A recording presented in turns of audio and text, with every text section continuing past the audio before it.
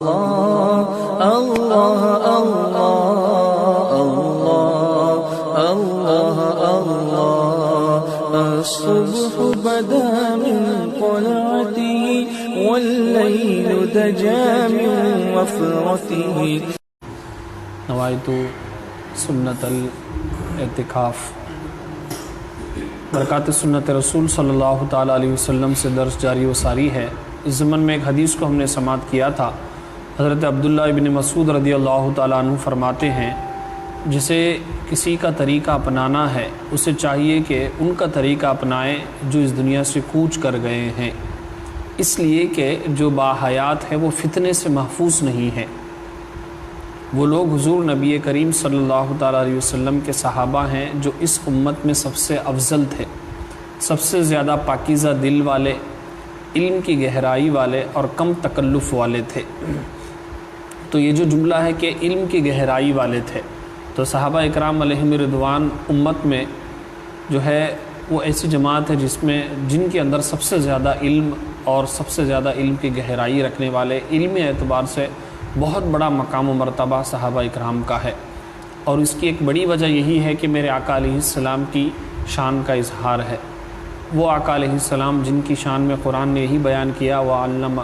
وَيُعَلِّمُهُمُ الْكِتَابَ وَالْحِكْمَ وَيُزَكِّيهِمْ کہ یہ نبی صلی اللہ تعالیٰ علیہ وسلم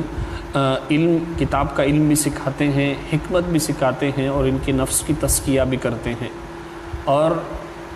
علماء نے فرمایا کہ نبی کا علم یعنی ہمارے آقا علیہ السلام کا علم اور تمام مخلوق کا علم کی مثال علماء نے سمجھانے کے لیے اس طریقے سے دی کہ ایک سمندر ہے اور اس سمندر سے ایک چڑیا نے پانی پینے کے لیے اپنی چونچ سے پانی پیا، اور پانی جیسے ہی اس چڑیا نے پانی پیا تو اس چڑیا کے چونچ سے ایک جو قطرہ ہے،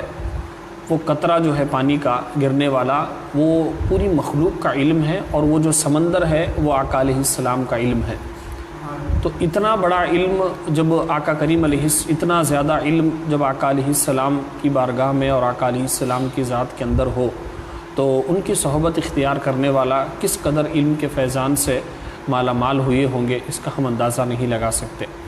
یقیناً ایک عام عالم دین کی صحبت میں اگر کچھ دن کوئی عام شخص بھی بیٹھ لے تو کچھ عرصے میں وہ بہت زیادہ علم اور بہت زیادہ مسائل سیکھ لیتا ہے۔ تو جو کائنات کے عالم ہیں، جو سب سے زیادہ علم رکھنے والے ہیں، جو تمام انبیاء علیہم السلام سے بھی زیادہ علم رکھنے والے ہیں، یہی وجہ ہے جب سفر معراج میں جب نماز پڑھانے کی باری آئی بیت المقدس میں، تو تمام انبیاء علیہم السلام تھے، لیکن نماز کون پڑھائے؟ ہمارے آقا علیہ السلام۔ تو پتہ یہ چلا کہ امام وہی بنتا ہے جو سب سے زیادہ علم رکھنے والا ہو۔ تو یہ ہمارے آقا علیہ السلام کے علم کی شان ہو، جو ان کی صحبت کی وجہ سے خود بخود صحابہ اکرام میں یہ علم کا فیضان جو ہے منتقل ہوا۔ یہ علم کا جو شہر ہے اور علم کا جو مرکز ہے اور علم کا جو خزانہ ہے، یہ خود بخود جو ہے صحابہ اکرام میں منتقل ہوا۔ یہی وجہ ہے میرے آقا علیہ السلام نے خود صحابہ اکرام کی شان بیان کی، کبھی مولا علی کے بارے میں، کبھی صدیق اکبر کے بارے میں، کبھی فاروق اعظم کے بارے میں، کبھی عثمان غنی کے بارے میں، کبھی ابن عباس کے بارے میں، کبھی ابو ہریرہ رضی اللہ تعالیٰ عنہ کے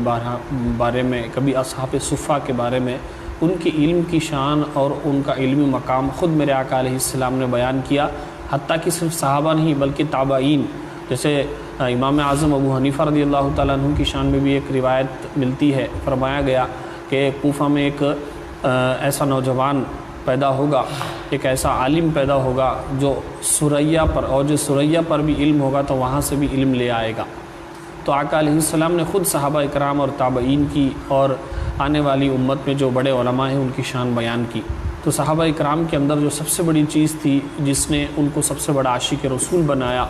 جن کو اللہ تبارک و تعالیٰ کی بارگاہ میں اتنا بلند مقام و مرتبہ فرمایا کہ امت کے وہ رہنما اور امت کے ہدایت کے ستارے بن گئے، اس کی بڑی وجہ یہ کہ ان کے پاس علم تھا، وہ بہت بڑے عالم تھے، علم کی گہرائی والے تھے۔ آج ہماری یہی میجر مسٹیک ہے کہ ہم نے چند رسومات کو اختیار کر کے یقین نعرے لگانا، جلوس نکالنا، لنگر اور محفل نعت سجانا، یہ تمام چیزیں مستحب ہے، اچھی بات ہے، اس پر ثواب ملے گا، لیکن صرف ان چیزوں پر بندہ عاشق رسول اپنے آپ کو سمجھنا، یہ کبھی کبھار ہماری غلطی ہو جاتی ہے۔ صحابہ کرام نے یقیناً یہ تمام چیزیں محبت کا اظہار کیا، لیکن انہی چیزوں پر وہ اکتفا نہیں کیے، انہی چیزوں پر انہوں نے رک کر ایسا نہیں کیا کہ وہ اپنے آپ کو بہت بڑا عاشق رسول سمجھے، بلکہ اس کا حق ادا کیا۔ اس کا سب سے بڑا حق یہ ہے کہ ہم علم سیکھیں، ہم مسائل سیکھیں، ہم اپنے دین کے بارے میں معلومات حاصل کریں۔ یہی ہماری غلطی ہے جس کی وجہ سے آج ہمیں نقصان ہو رہا ہے ہر لحاظ سے، کیونکہ ہم نے علم کی خدمت، علم کو سیکھنا، علم کو سکھانا اور علم کے حوالے سے ہم نے محنت اور کوشش کرنی چھوڑ دی۔ صرف چند مستحبات کو ہم نے پکڑ کر اسی کو سب کچھ سمجھ کر اور اس کو کرنے والے کو سب سے بڑا عاشق رسول سمجھ کر شیطان نے بھی اور نفس نے بھی ہمارے ساتھ بہت زیادہ کھیلا ہے۔ خود دیکھیں آپ صحابہ کرام کی زندگی میں، فاروق اعظم رضی اللہ تعالیٰ عنہ کوڑا لے کر بازار میں نکل جایا کرتے تھے اور خرید و فروخت کے مسائل پوچھا کرتے، یعنی کاروبار تجارت کرنے کے مسائل پوچھا کرتے، اور جو نہیں سیکھتا اسے کوڑا مار کر اسے مسجد نبوی کو بھیجتے کہ جاؤ پہلے علم سیکھو، بعد میں ہمارے بازار میں آ کر تم تجارت کرو۔ اسی طریقے سے اصحاب صفہ، آپ کو معلوم ہے یہ مدینے کی اور آقا کریم علیہ السلام کے فیضان اور قدموں کی برکت سے پہلی یونیورسٹی تھی۔ 70 سے زیادہ صحابہ اکرام جو ہے ہمیشہ آقا علیہ السلام کی بارگاہ میں علم دین سیکھنے کے لیے بیٹھ جایا کرتے تھے۔ اسی طریقے سے خود حضرت علی رضی اللہ تعالیٰ عنہ کے بارے میں آقا علیہ السلام نے فرمایا کہ میں علم کا شہر ہوں، علی اس کا دروازہ ہے، اور دوسری روایتوں میں بھی فرمایا کسی صحابی کو اس شہر کا چھت قرار دیا، اس شہر کی بنیاد قرار دی، اور کسی صحابی کو اسی شہر کی دیوار قرار دیا گیا۔ تو اس طریقے سے یہی وہ صحابہ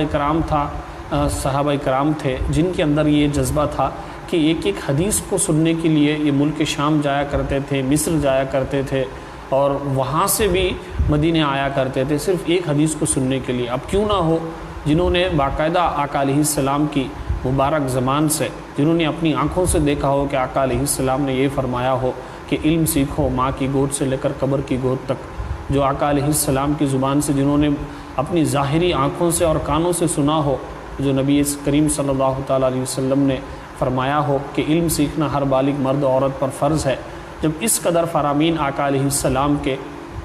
انہوں نے سنے ہوں تو کیسے یہ علم سے دور ہوتے؟ یہی سب سے بڑی صحابہ کرام کی کرامت سمجھیں آپ، یا سب سے بڑا کارنامہ سمجھیں۔ انہوں نے علم کی خدمت کی، علم کو سکھایا، اور بہت سارے صحابہ اکرام جیسے عبداللہ ابن مسعود رضی اللہ تعالیٰ عنہ اور بہت سارے صحابہ اکرام مفتی کا درجہ رکھا کرتے تھے، وہ باقاعدہ مسائل اخذ کیا کرتے تھے، اس میں مفسر بھی تھے، اور باقاعدہ ہفتہ واری اجتماعات ان کی ہوا کرتے تھے، ہفتے میں ایک مرتبہ درس ہوتا تھا، حدیث کا درس ہوتا تھا۔ اس طریقے سے صحابہ اکرام علم کی گہرائی والے، علم کو تقسیم کرنے والے اور علم کو حاصل کرنے والے تھے۔ یہی وجہ ہے، اس کی وجہ سے ان کو